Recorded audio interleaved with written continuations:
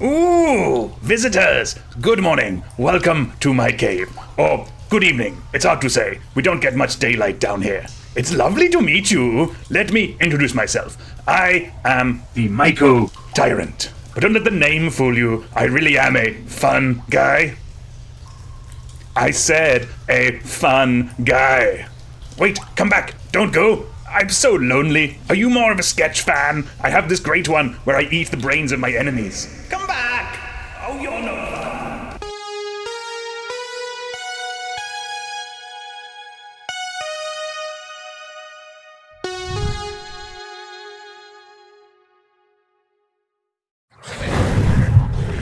Hello everyone, welcome back to Too Sweet MTG and welcome to another Commander Deck Tech. In today's episode, we are looking at the Mycotyrant. It is 1 black and a green for legendary creature Elder Fungus. It has trample, and the Mycotyrant's power and toughness are each equal to the number of creatures you control that are fungi and or saprolings. At the beginning of your end step, create X 1/1 black fungus creature tokens with this creature can't block, where X is the number of times you descended this turn. As a reminder, you descend each time a permanent card is put into your graveyard from anywhere. So, this is going to be a self-mill deck with a fungus and saproling subtheme. The game plan is pretty simple. Get the Mycotyrant into play, start milling our library, or use other spells and effects that trigger descend to make a massive board state of fungus tokens. They will make the Mycotyrant huge, and then we can either swing with it or juice up our board and swing with them as well. We will have a dedicated self-mill section, but there'll be cards that self-mill in all sections of the deck, so do keep an eye out for them in the video. We'll also have a couple of sacrifice outlets in the deck, because sacrificing permanents will trigger descend. A quick rules note that is worth mentioning, however, is that unfortunately tokens don't trigger descend, because rules-wise they're not permanent cards. And then before we jump into the video, a quick note on how these deck techs work. We go over every section that you need to make the deck. We give you an amount of cards to run in each section and a bunch of options for you to choose from to truly make the deck your own. Any card we mentioned will be down in the description below. While you're there, please give the video a like if you find it helpful. Our first section is our self-mill. These are here to put a bunch of things into our graveyard, importantly triggering descend and making us a board state of funguses with our commander. First up, we have creatures that mill us when they come into play. You have options like Stitcher's Supplier, Circle of the Land Druid, Deathcap Marionette, Glowspore Shaman, Satyr Wayfinder, Undead Butler, and Old Stickfingers. These are absolutely perfect. They come in, they mill us, but they also count towards a descend count if they're ever milled themselves. Next you have spells like Nyx Weaver, Old Rutstein, Out of the Tombs, Crawling Infestation and Crawling Sensation, and then Splinterfright. While they might not be impactful the turn they come in, they are just really consistent though at milling us cards turn after turn. They just make sure we're always hitting descend and making us our board state and our commander all the bigger. Then we have one of the best self-mill cards going in Mesmeric Orb. At a minimum, this basically mills us every turn equal to the number of lands that we control, but if we've attacked or have any other tapped creatures, it'll mill us for those as well. Then you have Altar of Dementia, the great wood chipper of self-mill, that we can throw into it any creatures that we've already got their value out of. If we have the mana, we can even throw our commander into it if it's massive, and then just recast it to mill that many cards, and then descend a bunch at the end of turn.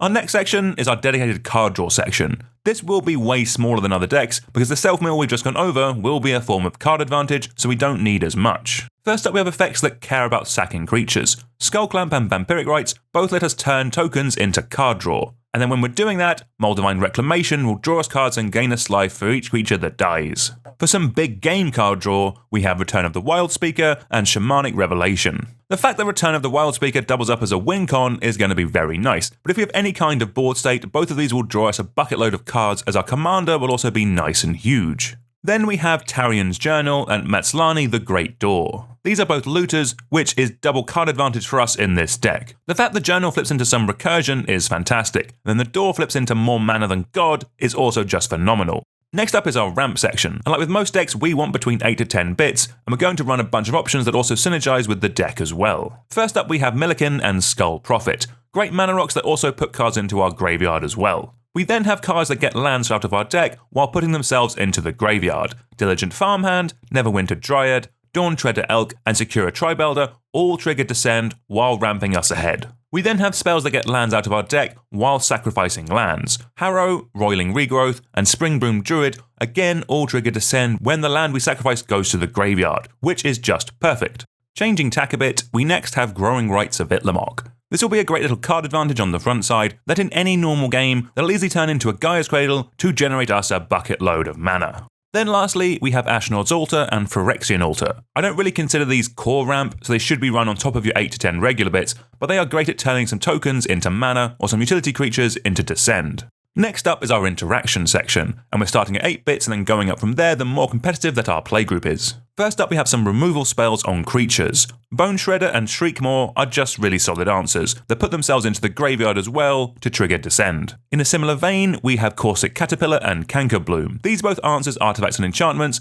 again while also putting themselves into the graveyard, and the fact Cankerbloom is also a fungus is just a nice bonus. We then have Lethal Scheme and Pile On. Both of these have Convoke, which means we can tap our fungus tokens to help cast them, and they have the bonus of coming with some self-mill as well. And then, because it's me, we have Living Death, a great sort of board wipe that swaps everyone's boards with their graveyards for some chaos fun. We are, after all, the self-mill deck that also has some sacrifice outlets, so we will be coming ahead out of this. And then Golgari just has a bunch of super efficient options out there, but when you just need to get the job done. They're less synergistic, but they're just very good, and are great options for more spikier playgroups. Next up is a little bit of protection. Our commander is an engine for the deck, and also a win con, so we really want to help keep it around. First up, as always, we have Lightning Grease and Swiftfoot Boots, because they're just good. We then have Malakir Rebirth, which is basically a utility land that can protect our commander or a key creature. To protect our whole board, we have cards like Heroic Intervention, which are great at nerfing a board wipe. And then we also have Perpetual Timepiece, a card I absolutely love, as not only does it provide some self-mill, but it can also protect some key cards in our graveyard as well. Next up is some Recursion. Plenty of good things are going to be going to our graveyard, and these will help us get some of them back. In this deck, I really like cards like Victimize, Dread Return, Rise of the Witch King, and Lich Knight's Conquest. The reason is that they are great bits of recursion that are also sacrifice outlets, so we can turn some utility creatures back into something useful while also triggering Descend. And then like Dread Return, you also have a card like Timeless Witness, which importantly works in the graveyard, so we can return something even if we've already milled it. Okay, we have the bulk of the deck, let's go over some dedicated ways of us winning the game. First up we have Spore Crowned Thallid. This is just such an efficient little lord for a bunch of our board state. It'll just be great at making our token board that little bit scarier. In a similar vein, we also have Eldrazi Monument. This gives our whole board, including our potentially massive commander, flying and indestructible. And then to make our commander all the bigger, we have Boneyard Mycodrax. This, with its scavenge ability, can put +1 on counters onto our commander equal to the number of creatures in our graveyard. If we've been doing anything in a game of Magic, that'll be quite a lot of counters. And then when our commander is nice and big, we can use cards like Overwhelming Stampede or Pathbreaker Ibex to make the whole rest of our board obscenely huge and swing through and win the game. Next, we have some Aristocrat Drain effects. Firstly, Mirkwood Bats will deal a damage to our opponents whenever we create or sacrifice any of our tokens, which, in this deck, will be a ton of life loss. You then have Sir Conrad the Grim and Dreadhound. These both not only drain whenever any creature dies, but also makes a player lose a life whenever a creature is milled as well. These are some of the scariest cards in the deck, just run them, they will win games. Next up we have some big token makers, with Mycoloth and Tendershoot Dryad. While these make saprolings and not funguses, they do make a lot of saprolings, and all those count towards the size of our commander, which we just love. And then lastly, we have the Skullspore Nexus. In this deck, this is basically going to be green-green to cast with our commander out, and then when it's in play, it can double the power of our commander and then turn any creatures that die into funguses as well, ready to go again.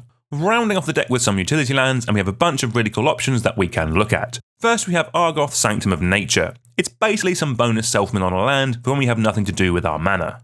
We then have some cycling lands with Barren Moor and Tranquil Thicket. When we cycle them, they'll trigger Descend, which is just great. For some more looting effects, again to trigger Descend, we have Gaia Reach Sanitarium, perfect for keeping the deck ticking over. And we then have some bonus sack outlets with Grim Backwards and High Market. You then have Drownyard Temple, which is great in any self-mill deck as it's just a bonus land we can bring back from the graveyard. And then lastly, we have Rogue's Passage, great at making our massive commander unblockable so we can swing through for a 21-point commander damage win. Right, thank you all very much for watching. Do let me know down in the comments if there's any other commanders from the Lost Caverns of Ixalan that you would like me to make a deck on, and I'll check them out. But until next time, please like, share, subscribe, all that good stuff, and I'll see you all soon. Goodbye.